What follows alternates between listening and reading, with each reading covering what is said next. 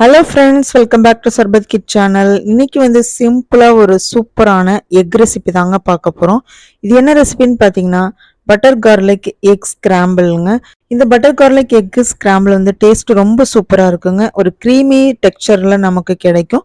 So டேஸ்ட்டுமே வேற லெவலில் இருக்கும். இப்போ வாங்க ஒரு சூப்பரான creamy butter garlic egg scramble எப்படி பண்ணுறதுன்னு பார்க்கலாம்.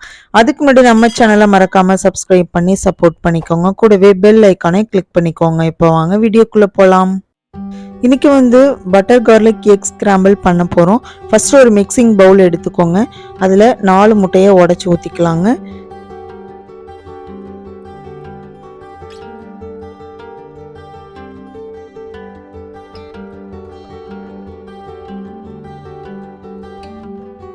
இது கூடவே 1/2 ஸ்பூன் அளவுக்கு சால்ட்டு, நெக்ஸ்ட்டு 1/2 ஸ்பூன் அளவுக்கு மிளகுத்தூள்.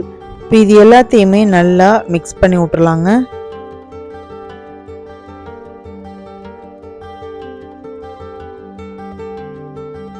இப்போ முட்டை நல்லா மிக்ஸ் ஆகிடுச்சுங்க. நெக்ஸ்ட்டு அடுப்பை பற்ற வச்சு ஒரு பேனை போட்டுக்கோங்க. அதில் 1 ஸ்பூன் அளவுக்கு பட்டர் போட்டு, பட்டர் நல்லா மெல்ட் ஆனதுக்கப்புறம் நம்ம பீட் பண்ணி வச்சுருந்த முட்டை கலவையை அதில் ஊற்றிக்கலாங்க. இப்போ இந்த முட்டையை வந்து ஸ்கிராம்பிள் மாதிரி நம்ம ரெடி பண்ணி வச்சுக்கலாங்க.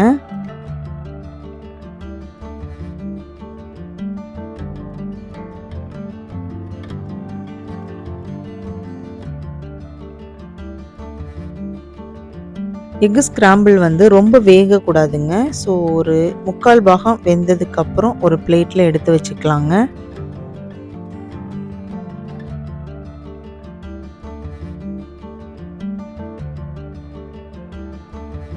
நெக்ஸ்ட்டு அதே பேன் எடுத்துக்கோங்க. அதில் 2 டேபிள் ஸ்பூன் அளவுக்கு பட்டர் சேர்த்துக்கோங்க. பட்டர் நல்லா மெல்ட் ஆனதுக்கப்புறம் ஒரு 5லேருந்து 6 பல்லு பூண்டு சின்னதாக கட் பண்ணி போட்டுக்கோங்க. இப்போ இந்த பூண்டு வந்து அந்த பட்டர்லேயே நல்லா ஃப்ரை பண்ணி விட்டுறலாங்க. இப்போ பூண்டு வந்து பட்டர்லேயே நல்லா ரோஸ்ட் ஆகிட்டுங்க. நல்லா ஒரு ஃப்ளேவர் கொடுக்குது. இந்த ஸ்டேஜில் 2 ஸ்பூன் அளவுக்கு மைதா மாவை அந்த பட்டர்லேயே போட்டுட்டு நல்லா மிக்ஸ் பண்ணி விட்ருங்க. மைதா மாவு அந்த பட்டர்லேயே நல்லா குக் ஆகிடுச்சுங்க. இந்த ஸ்டேஜில் 1 கப் அளவுக்கு நல்லா காய்ச்சி ஆற வச்ச பால் சேர்த்துக்கலாங்க. இப்போ இது எல்லாத்தையும் நல்லா மிக்ஸ் பண்ணி விட்ருங்க. இப்போ நமக்கு ஒரு க்ரீமி டெக்ஸ்சர் கிடைக்குங்க. இந்த ஸ்டேஜில் நம்ம ஸ்கிராம்பிள் பண்ணி வச்சுருந்த எக்கு எல்லாத்தையுமே இதில் சேர்த்துட்டு நல்லா மிக்ஸ் பண்ணி விட்டுறலாங்க.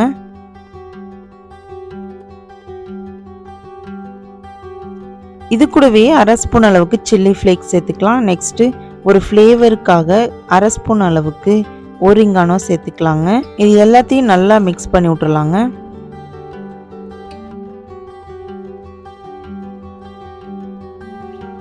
அவ்வளோதாங்க. ஃபைனலாக வந்து கொத்தமல்லி இலையை தூவி சர்வ் பண்ண வேண்டியதுதாங்க. அவ்வளோதாங்க. இன்னைக்கு நல்ல க்ரீமியான பட்டர் கார்லிக் எக் செம்மையாக ரெடி ஆயிட்டுங்க. டேஸ்ட்டுமே வேற லெவலில் இருக்கும். ஒரு டைம் கண்டிப்பாக ட்ரை பண்ணுங்க. உங்களுக்கு இந்த ரெசிபி பிடிச்சிருச்சு அப்படின்னா ஒரு லைக் பண்ணிட்டு உங்களோட ஃப்ரெண்ட்ஸ் அண்ட் ஃபேமிலிக்கு ஷேர் பண்ணுங்க.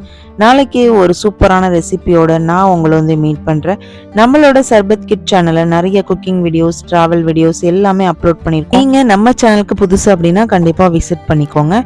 நாளைக்கு ஒரு சூப்பரான ரெசிபியோட நான் உங்களை வந்து மீட் பண்ணுறேன். தேங்க்யூ ஃபார் வாட்சிங்.